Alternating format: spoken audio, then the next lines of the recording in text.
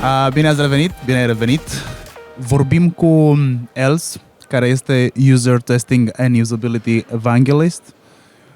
What's that?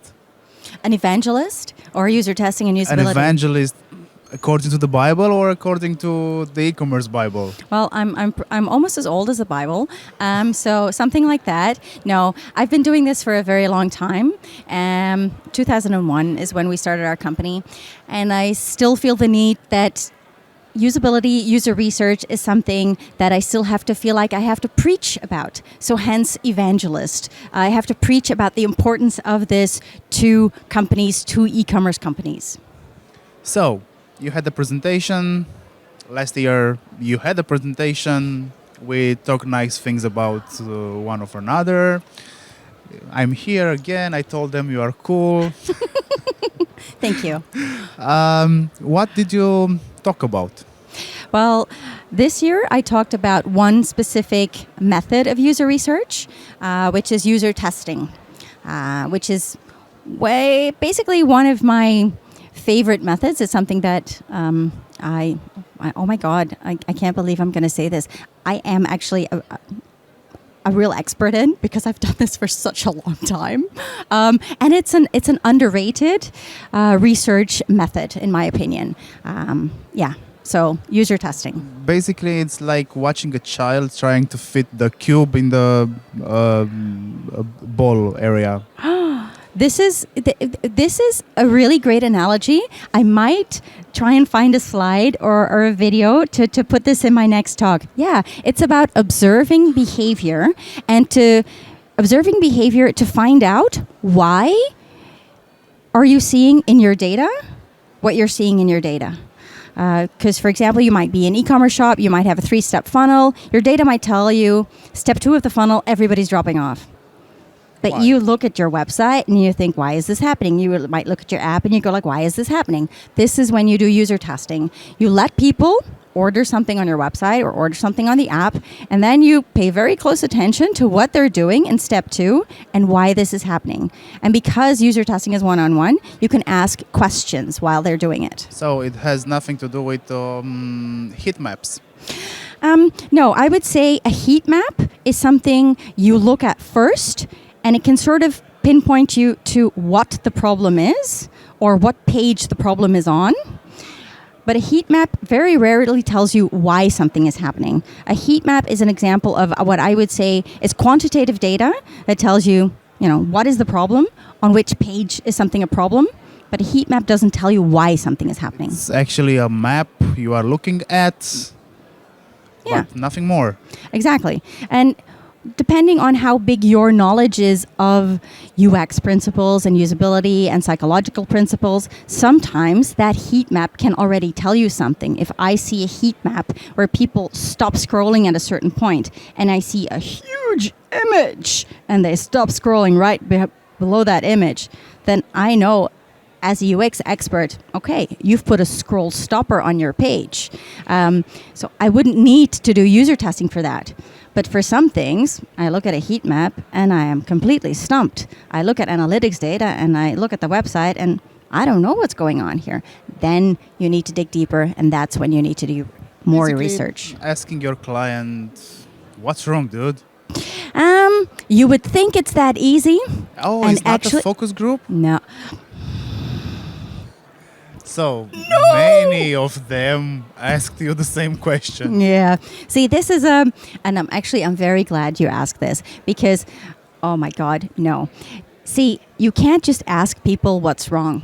If you ask people what's wrong with this page, then they will start telling you things that isn't necessarily true.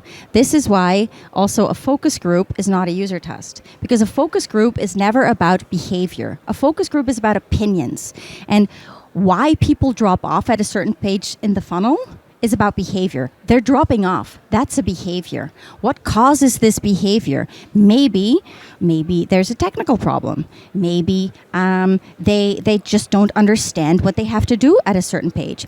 You have to watch them do it, and then you can get deeper insights into sometimes asking them questions, but never, what do you think? Worst user research question ever. I don't like focus group. Then we are aligned. I mean, I always knew we liked each other. I just like you even more now. Thanks. So, AI fits the pattern. Is AI able to perform a usability test? I have friends who have tried to use AI. Hey, ChatGPT. Hey, Bing. Hey, Bard. Tell me what's wrong with this page. Well, I think it's a bit wrong because the AI is going to see black and white, 1 and 0, not the gray area. Yeah. And we care about the gray area. Absolutely.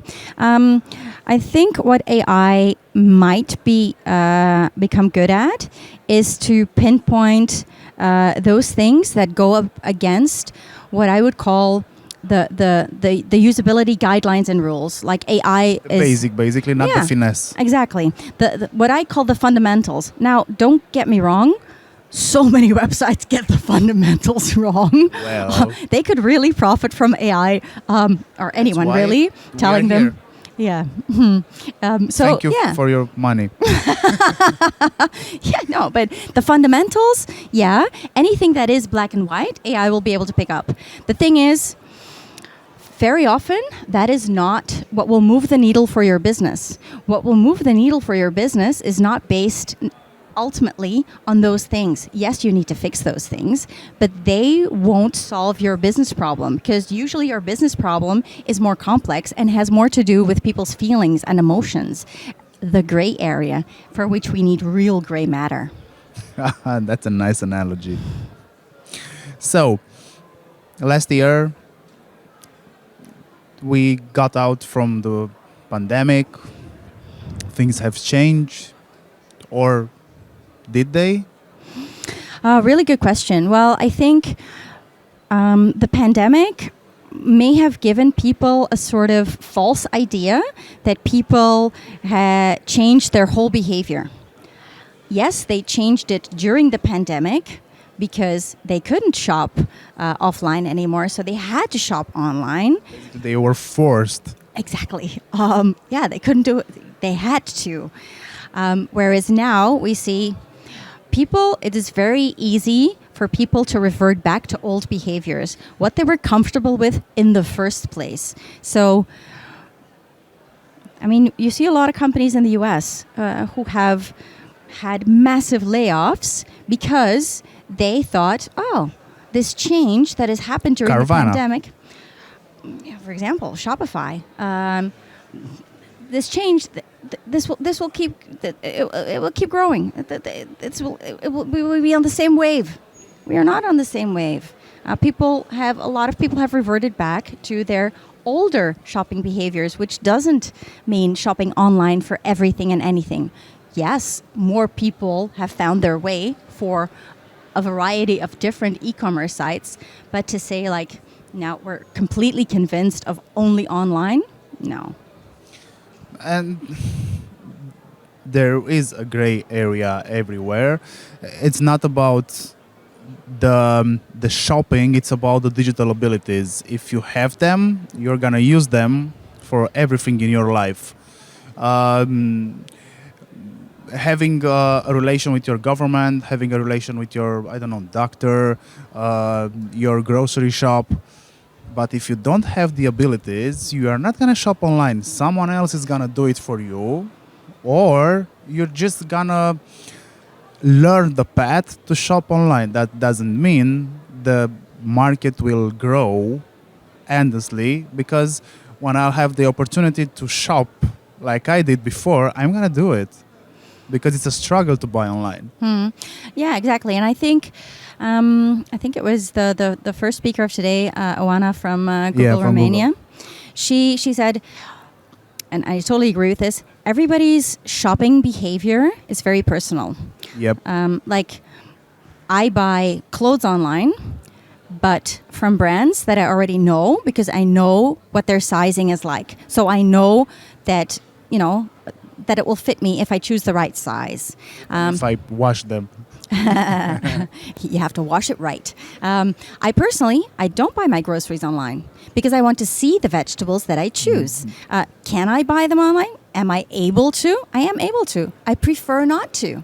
So it's what people are and aren't willing to do is deeply personal. So, and I think a lot of people want to just put everybody in boxes and like young people do this, old people do that, women do that.